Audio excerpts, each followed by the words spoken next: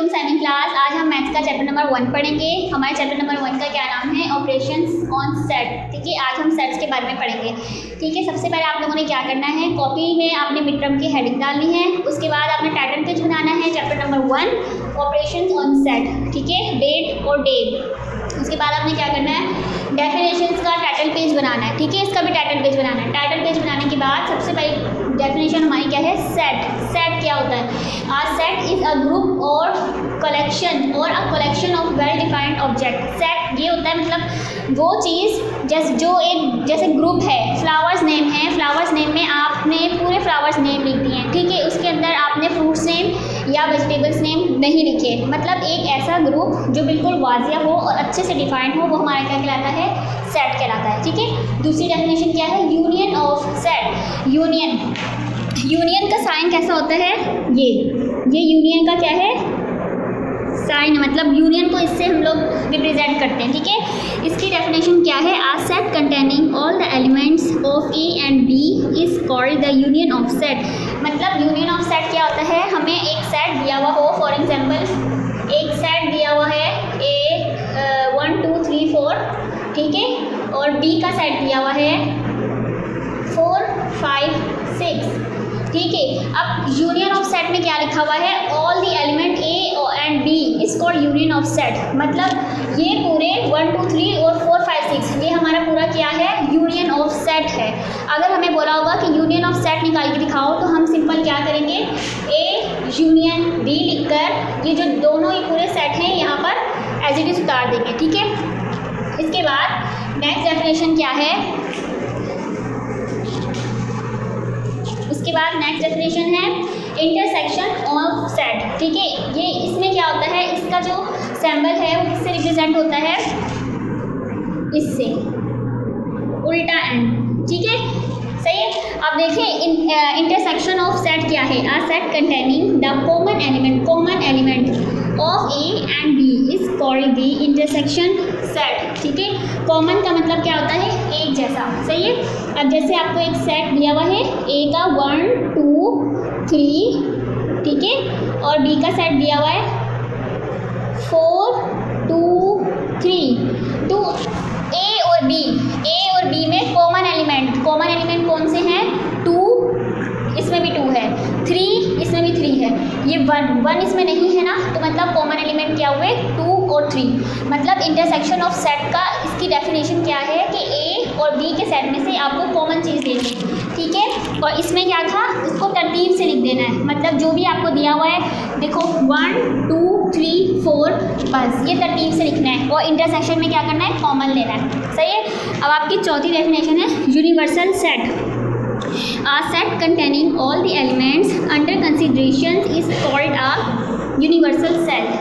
ठीक है, इसका क्या मतलब है कि आपको एक पूरा सेट दिया हुआ है U का, मतलब 1 से लेके 10 तक। ठीक है, और जब A का दिया हुआ होगा तो कुछ एलिमेंट आपके A में होंगे और कुछ एलिमेंट आपके B में होंगे।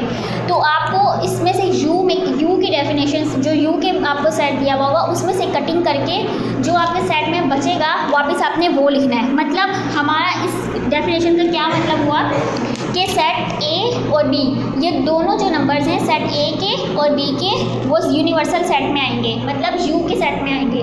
ठीक है, ठीक है क्लास। इसकी डेफिनेशंस मतलब हम लोग इस तरह बोल सकते हैं कि ए का सेट और बी का सेट, मतलब ए का और बी का सेट, ये इन दोनों के जो नंबर्स हैं ना, वो सारे जो है यूनिवर्सल सेट में होंगे। मतलब ये जो सारे एलिमेंट है ए के और बी के, ये किस में आ गए, यू में, तो ये हमारा क्या कहलाएगा, यूनिवर्सल सेट। ठीक है क्लास, आपको ये डेफिनेशन समझ में आई। अब आपने इसको कॉपी पेस्ट करना है। ठीक है, अब आपने सारा यहाँ से लेके यहाँ तक आपने सब कुछ नोट डाउन करना है अपनी नोटबुक में। ठीक है,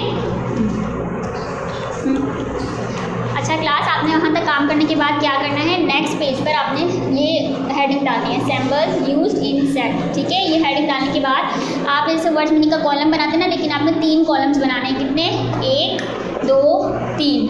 सबसे पहले उसमें लिखना है सिंबल्स, ये सिंबल हैं, मीनिंग, सिंबल की मीनिंग ये है, एग्जाम्पल, फिर एग्जाम्पल का कॉलम बनाएंगे। ठीक है, सबसे पहले हमारे पास सबसे पहला सिंबल है इक्वल। ठीक है, इसका मतलब क्या होता है, इसके मीनिंग क्या है, इज़ इक्वल टू।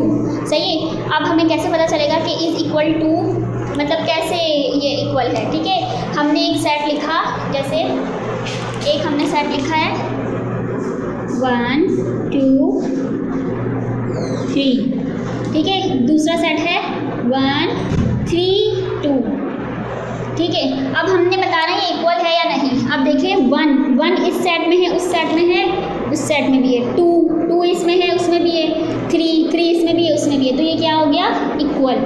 ठीक है, ये दोनों सेट क्या हैं, बराबर हैं, जो मेंबर इसमें है वही मेंबर इसमें भी है। ठीक है, नेक्स्ट है इक्वल टू, इक्वल का निशान डाल के ना इसके ऊपर क्रॉस डाला हुआ है, तो मतलब ये क्या है, इसका मतलब है इज़ नॉट इक्वल टू। सही है, जैसे अब हमें एक सेट दिया हुआ है 1 2 5।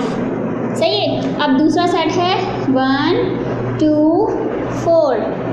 सही है, अब देखो 1 इसमें, इस सेट में 1 है, उसमें भी है, 2 इस सेट में है, उसमें भी है, 5 इस सेट में है, उसमें नहीं है, 4 इसमें है तो 4 इसमें नहीं है, तो मतलब ये क्या हुआ, इज़ नॉट इक्वल टू। सही है, is equal to is not equal to, दोनों सेम है तो इक्वल, दोनों नहीं सेम, एक भी मेंबर कम हो तो वो नॉट इक्वल होगा। सही है, अब दूसरा क्या है, ये है सी बनाकर इसके अंदर ऐसे लाइन लगानी है, मतलब इसका मेंबर, ये साइन है, सैम्बल है, इसका मतलब है इज़ अ मेंबर ऑफ। ठीक है, इसका क्या मतलब है, इज़ अ मेंबर ऑफ। अब जैसे एक सेट दिया हुआ है 3 1 2 3। अब हमें कैसे पता चलेगा कि ये इसका मेंबर है या नहीं। हमने सबसे पहले नंबर देखा 3 है। ठीक है, अब देखो अंदर सेट में 3 लिखा हुआ है, तो हमने क्या कर दिया, ये वाला साइन लगा दिया। अगर ये वाला नंबर इस सेट के अंदर है तो मतलब ये जो 3 है ये इस ग्रुप का मेंबर है। अब हमने ये सिंबल क्यों लगाया, क्योंकि हमें पता है कि 3 जो है वो इस सेट का मेंबर है। तो इसको कैसे पढ़ेंगे, 3, आपको पता है इसका मतलब क्या होता है, 3 is a member of set, मतलब 1 2 3 का सेट है ये 3। सही है, अब दूसरा साइन क्या है, इसको भी ऐसे सी बनाकर इस पर लाइन डालनी है और क्रॉस डाल देना है। इसका मतलब क्या होता है, is not a member of. ठीक है, अब एक सेट दिया हुआ है ये, सही है, अब लिखा हुआ है 1 2 5। सही है, अब देखो 4, हमने 4 देखा। ठीक है, 4 देखो इस सेट में नहीं है, तो मतलब यहाँ पे कौन सा साइन आएगा, is not a member of. इसको कैसे पढ़ेंगे, 4 is not a member of set, क्योंकि 4 जो है इस सेट का मेंबर नहीं है। अच्छा, क्लास हमारे 4 हो चुकी थी, अब ये 5th है। 5th में क्या लिखा हुआ है, 0 डालकर उसके ऊपर क्या लिखा हुआ है, क्रॉस डाला हुआ है, मतलब ऐसे। तो इस सिंबल का क्या मतलब है, इज़ द एम्प्टी सेट और द नल सेट, मतलब जो खाली सेट हो, खाली कुछ भी नहीं है, 1 2 3 कुछ भी नहीं है, तो मतलब इसका क्या मतलब, वो खाली सेट। ठीक है, जहाँ पर भी ये सिंबल आ जाए तो आप समझ जाइएगा इसका मतलब ये होता है, और इसका मतलब एग्जाम्पल में देंगे तो खाली सेट होगा। सही है, अब दूसरा है ये सी की तरह है, मतलब जैसे यू बनाते ना, यू ऐसे बनाते हैं, तो इसको हमने ऐसे बनाना है। सही है, ऐसे, इसका मतलब है is a proper subset of. ठीक है, अब इसकी एग्जाम्पल कैसे है, देखें, ए का सेट दिया हुआ है 1 2 3। ठीक है, और बी का सेट क्या दिया हुआ है 1 2। ठीक, every member of B is a member of A. क्या मतलब, जो बी के मेंबर हैं वो ए के मेंबर्स में है। जैसे बी का मेंबर क्या क्या है, 1 2, ए में है 1 2। ठीक है, ये बिल्कुल सही एग्जाम्पल है, उन्होंने बोला है B is a proper subset of A, मतलब जो बी के मेंबर्स हैं वो ए के अंदर हैं, वो हैं ए के अंदर। ठीक, अगर आपको यहाँ पे लिखा हुआ होगा ए और बी, ये हमारा रॉन्ग है, ये ठीक नहीं है, मतलब A is a proper subset of B. इसमें इसका मतलब क्या है, every member of A is a member of B, मतलब जो ए के मेंबर्स हैं वो बी में मौजूद हैं या नहीं। अब देखो ए में क्या लिखा हुआ है, 1 है, 2 लिखा हुआ है, 2 भी है, 3 कहाँ गया, तो मतलब ये हमारा रॉन्ग है, हमारे जो ए के मेंबर्स हैं वो बी में नहीं है मौजूद। सही है, जो बी के हैं वो ए में है। ठीक है, तो इसका क्या होगा, B is a proper subset of A। ठीक है, अब दूसरा हमारा सिंबल कौन सा है, is a proper subset of, इसको भी हमने यू ऐसे बनाना है, इसके ऊपर भी क्रॉस लगा हुआ है, तो इसका मतलब क्या है, is not a proper subset of. ठीक, इसको हम लोग कैसे करेंगे, जैसे ए का सेट दिया है 1 2 3, सही है, और बी का क्या है 0 4, ठीक है। अब इन लोगों ने लिखा हुआ है B is not a proper subset of A, मतलब जो बी के मेंबर्स हैं वो ए के मेंबर्स में हैं, देखो 0 नहीं है, 4 नहीं है, तो मतलब ये कौन सा सेट हुआ, is not a proper subset of ए।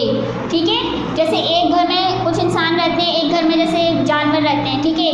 अब एनिमल्स और जो ह्यूमन बीइंग है उसमें देखो, अब इसमें अगर यहाँ पर एक जैसे फॉर एग्जांपल एक लड़की है तो उधर नहीं है, ठीक है, तो इसमें हमने ऐसे ही देखना है, जैसे ये बी के 0 0 उसमें उस घर में नहीं है, अब 4 4 उस घर में नहीं है, तो ये क्या है, is not a proper subset of. अब इसमें देखो ये जो 1 है 1 उस घर में है, 2 2 भी उस घर में है, तो ये क्या है, is a proper subset of. ठीक है, अच्छा क्लास आप लोगों ने बस यहाँ तक काम करना है, इसके जो क्वेश्चन आंसर हैं वो हम नेक्स्ट क्लास में करेंगे। आप यहाँ तक अपना काम ठीक तरीके से कर लीजिएगा। ओके, अल्लाह हाफिज़।